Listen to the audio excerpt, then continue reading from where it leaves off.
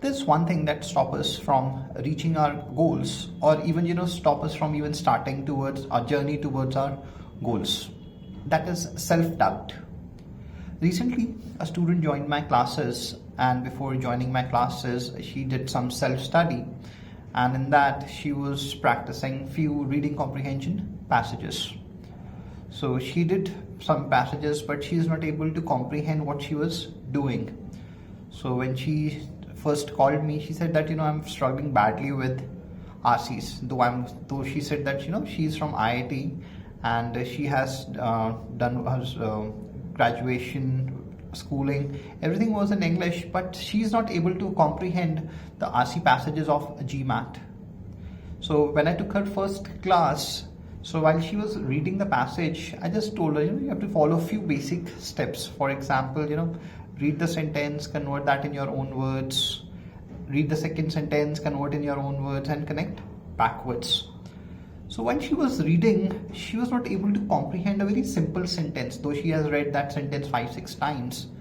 And I could see look at her face, because she was so anxious while reading the sentence, and it was a very simple sentence.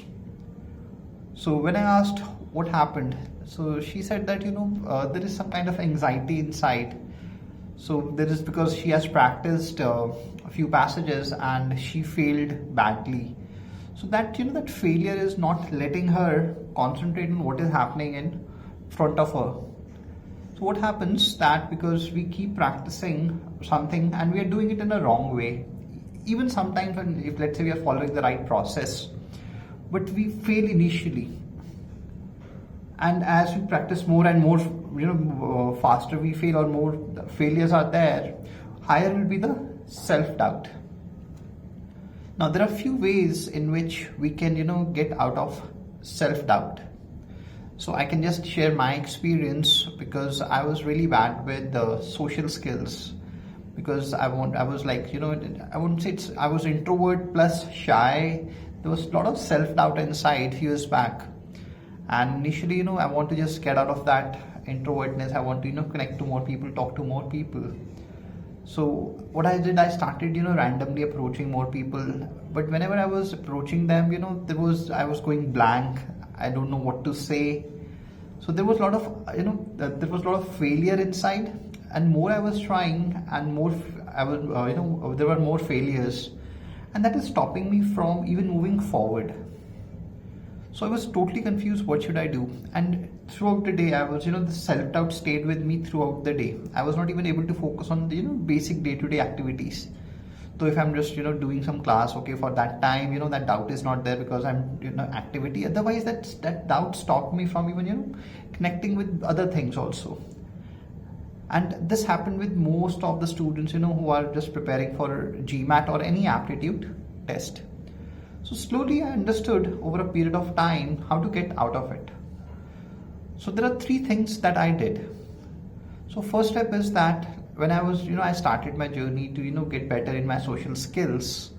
So let's say I'm talking to 10 people, and I know that out of those 8 people I was not able to connect with 8 people, but with 2 people I could connect. But most of the time I was focused on those 8 people where I was failing. So I was focused on failures rather than my wins. So whenever I was focused on my failures, it further stopped me from taking action, because I was not able to move forward, and I was totally confused, what should I do? But when I just started appreciating myself for taking the action and started focusing on my wins, though it's just 20%, but that gives me that confidence to move forward. Okay, that inner critic was silent because I was focusing on wins, and I was happier and more motivated towards it.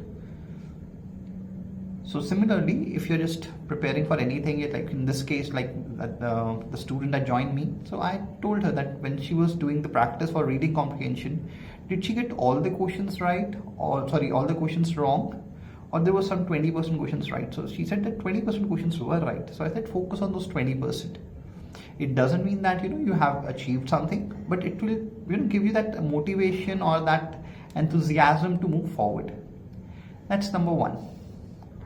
Number 2, you have to learn to get into thoughtless state, because you have this is we all get into this trap of keep thinking about our failures. And what happens throughout when we're just thinking about the failures, overall the motivation to take action decreases, or sometimes there's no motivation to move forward, and we feel helpless or hopeless that it cannot be improved. So in that case, you have to learn to stop that thought process. Okay, so if you're getting consistent thoughts, and those were the repetitive thoughts, so sit with yourself and tell yourself, I'm not going to think about this. I'm okay, I'm not moving forward in that direction, but I'm not thinking about my failures. Because if we keep thinking about the failures, over a period of time we start losing our confidence, and anxiety creeps in. That anxiety doesn't let us to move forward in any direction of our life. So get into that thoughtless state. Stop that. If you're not thinking, let's say when I was during the day there used to be classes. So earlier during the classes also that the self-doubt used to creep in, and that stopped me from even taking the classes properly. I was not able to concentrate or listen what the student is saying, and even while driving that thought stayed with me, and that kept me in the lower confidence. So then I just understood, okay, I have to stop this cycle, because in the morning when I wake up, that doubt starts, that doubt comes in, and that start from the day till end, you're in that that anxious state that stops you from moving forward. So get into that state that you stop yourself from thinking about your failures. I'm not moving forward in that direction, I don't want to do anything, but I'm not going to think about my failures. Okay, so that's number 2. Number 3, I understood that to achieve anything, there are always small steps that we need to master. For example, in my case, when I was trying to connect with others, so earlier I used to there was few things like look towards somebody, look into the eyes of someone, then smile, and then you say hello. There were 3 steps, but sometimes I forget one and remember something. So initial few months what I was doing means I was getting conscious. What should I do now? Should I smile? Should I say hello? Should I look into the eyes? So there were just 3 steps that I have to follow in a sequence. So what I did, I just divided the 3 steps, and I said, okay, I'm going to do 1 step at a time. So for around 10 to 15 days, I just started looking towards people. It's not staring, but I started looking towards people into their eyes. I was not, just ignoring them or just looking somewhere, looking away. I was just having a eye contact with them, and I then just look somewhere else. So I was not avoiding their eye contact. That's number 1. I practiced this for a few days. Then the second step, I started smiling. So I was just giving a smile to them, and most of them gave me a smile. They smiled back. There are some people who didn't, but most of them, they smiled back. And I did that for a few days, and then I started saying hello. So 3 days, it took me around a month or so to get into that comfortable state, and I kept practicing this 3 steps for another 2 months, because this is the first step to connect to anyone. Similarly, when you're the student who joined me, so I said there are a few basic steps you have to master. So first step is learn that whatever you read, you convert that into Hindi or into your first language, rather than learning everything together. Let's for a week's time, let's do passages where you're just reading this way, so that it becomes a habit of reading this way. Maybe you're reading 5 passages in a day. You don't have to solve the questions. The only thing that you have to do is just read the passage this way. Then we move to the second strategy where you have to connect backwards. Let's say you read second and third sentence and you connect backwards. So there are 5-6 steps that you have to master so that you can handle any RC passages. So these are the 3 steps that you can follow to get out of any your self-doubt and achieve anything that you want. But we have to follow these, because whenever you start, the self-doubt will always be there, which lead to high anxiety that will not let you move forward. So follow these 3 steps. So again, I'm just repeating the 3 steps. Once you start, focus on your wins every day. Don't focus on your failures. Second, stop this negative thought pattern. Start being into this thoughtless state. So whenever you're thinking about something, we think about something because we think that if I'm not thinking about what I want to achieve, I'll not be moving forward. But if we keep thinking negative towards something, we lose that motivation.